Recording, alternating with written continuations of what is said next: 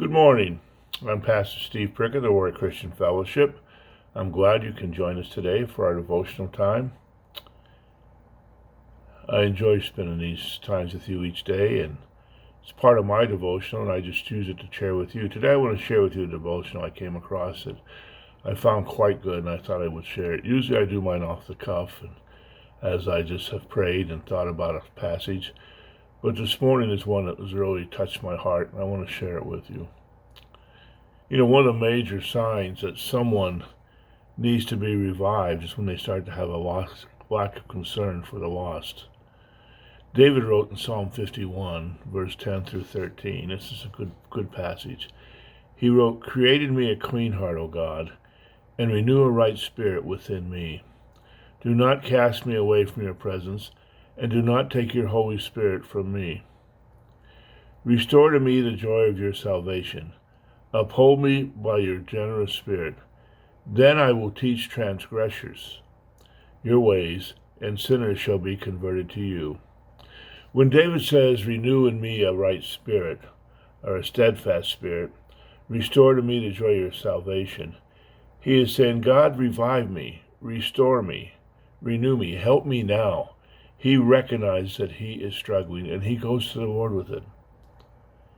One of the fruits we find in the heart that has been revived is a desire to see others converted, to see others come to Christ. When you're excited about Jesus, you will share that excitement with others. I've told the people in my church this several times. People in my church know that I enjoy golfing. They know I enjoy fishing. Why? Because I talk about it a lot. We talk about those things that we enjoy. So get excited about Jesus. It's surprising how much you want to talk about him. He says, "Then I'll teach transgressors your way, and sinners shall be converted to you." When a person's spiritual life starts to fail, there's very little thought and very little action aimed at reaching other people. It becomes, when our spiritual lives fail, we begin to look inward and look at what's good for us and what we want of this world and of the things of today, and don't have the concern for the spiritual issues that should be on our heart, that we were created to do and to share. Yet someone who has been revived, who's spiritually healthy, will be actively engaged in the idea of evangelizing the lost, of reaching people. And that's a good sign to examine yourself. What do you think about mostly? What is your desires? What do you do? Do you have a desire to reach the lost? And if not, maybe you should pray David's prayer to create in me a clean heart. I came across a reading by Elton Trueblood. He was a scholar that was in the Quakers' theology. And listen to what he said. I think it's really good.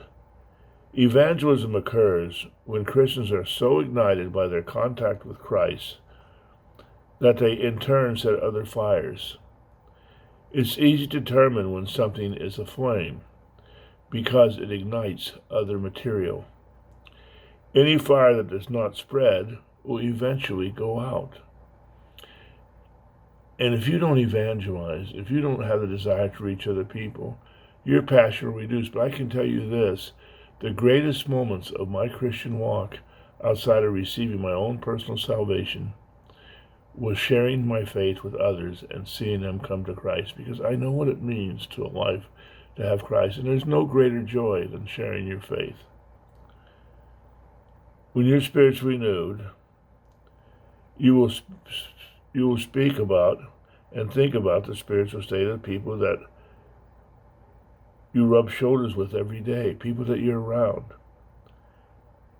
It's inevitable that when your heart is revived and you're close to God, you will have a concern for the lost. I hope that you do have a spirit to reach the lost. You do have an excitement and a passion for it. And if not, talk to God, and he will give you that passion. Trust in him. Lean to him. Ask God to create in me a clean heart, O God. Renew a right spirit with me. And the end of that passage in verse 13 says, "Then I will teach transgressors your ways, and sinners shall be converted to you." I hope today was helpful to you. I hope you can pray on it. I hope it becomes part of your life, as it does mine. May God bless your day, and I'll talk to you again tomorrow. God bless you.